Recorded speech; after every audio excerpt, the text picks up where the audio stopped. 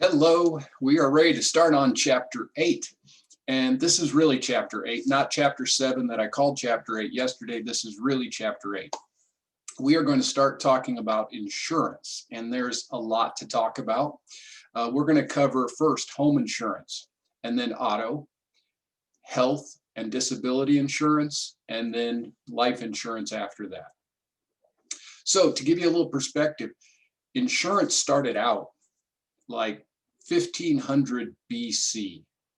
Okay, we're talking 3,000 to 4,000 years ago. Do you ever wonder what year did Jesus think it was? You know, you got BC, AD, what year? Anyway, tangent. The way it started was that there was traders who had caravans of valuable goods going across the desert, and sometimes those caravans would get robbed. In addition, a little bit later on, there was all these traders that would buy shiploads full of goods and ship them across the Mediterranean. Well, there's always the chance of a storm. So if a storm hit and your ship went down with all of the goods in it, then that trader was SOL, he was broke. So they started to cooperate and say, look, we know that there's a certain risk that the ship will go down. So what if we share that risk?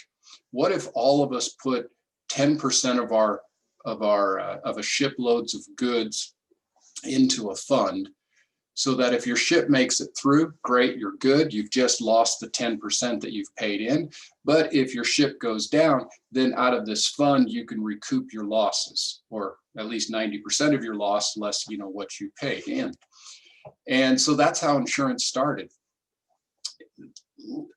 Much later, 1600s, it started to become a business where rather than people just sharing risk, you had a business get involved where they said, we will share this risk for you, or we will take on this risk for you. But when a business gets involved, of course, there's got to be a profit margin, right? Let me switch screens here. So here's a little example. And this is how insurance works. Let's say your house is worth $150,000 and you have $25,000 worth of stuff in it. So you've got $175,000 of your wealth invested in this house. That's a big chunk of change, right? That is very significant. Let's say the chance of your house burning down is 1 in 500. Not a high risk, right? There's a low 1 in 500 is not a very good chance, or a high chance that it's going to burn down.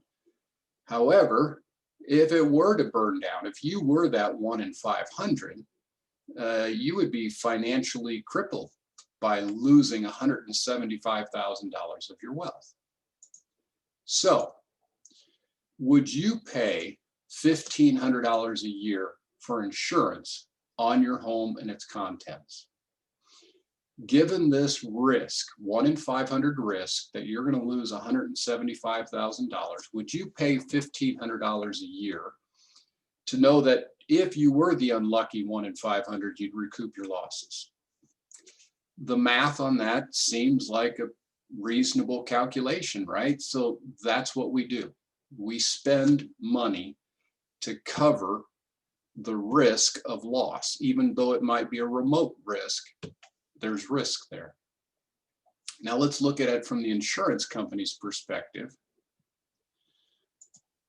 Let's say that they can get 500 people. Remember, the risk of your house burning down was 1 in 500. Let's say we can get those 500 people to all pay $1,500 to buy insurance. The insurance company is going to collect $750,000. However, out of that, one of those 500 houses is going to burn down, and they're going to have to pay out $175,000 to replace that one home. They just made a $575,000 profit.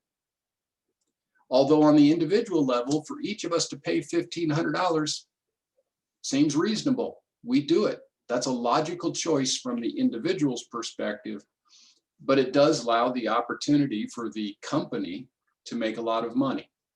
Now, I've probably exaggerated this. Insurance companies probably don't make that kind of profit margin, but that is how it works.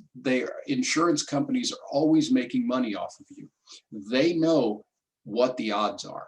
They know if the chance of your house burning down is 1 in 500 or 1 in 50 or 1 in 1,000, and they're going to price that policy to assure that they make a profit.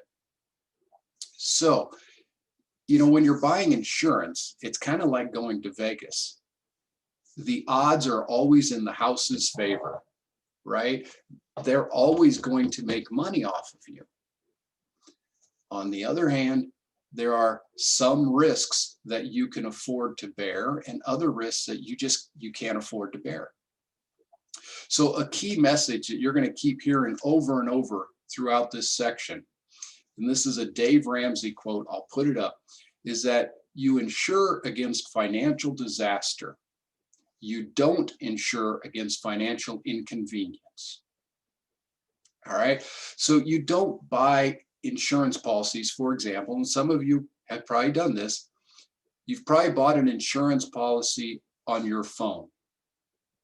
Well, let's say your phone gets destroyed and you've lost a $600 phone. Is that a financial disaster or a financial inconvenience? For most of you, that's a financial inconvenience. Damn, it hurts, but it's not a financial disaster. And so knowing that you're paying in your insurance cost for that phone, you're giving them a profit, then I wouldn't recommend it. Dave Ramsey wouldn't recommend it. And the more that you have an emergency fund and the more that you have built up savings, the more these problems become just a financial inconvenience, not a financial disaster. So, you know, you reach the point where if you have a large enough savings and, you know, you wreck your car and you have to pay some money to get your car repaired, it becomes an inconvenience, not a disaster at some point.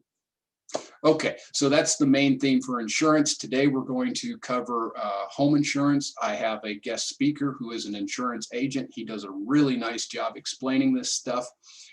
There are a bunch of terms in Chapter 8. I will put up a term sheet that you'll want to study.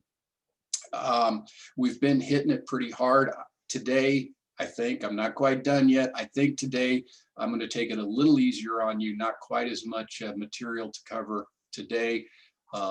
Make sure you're preparing for an exam tomorrow. Okay, let's move on.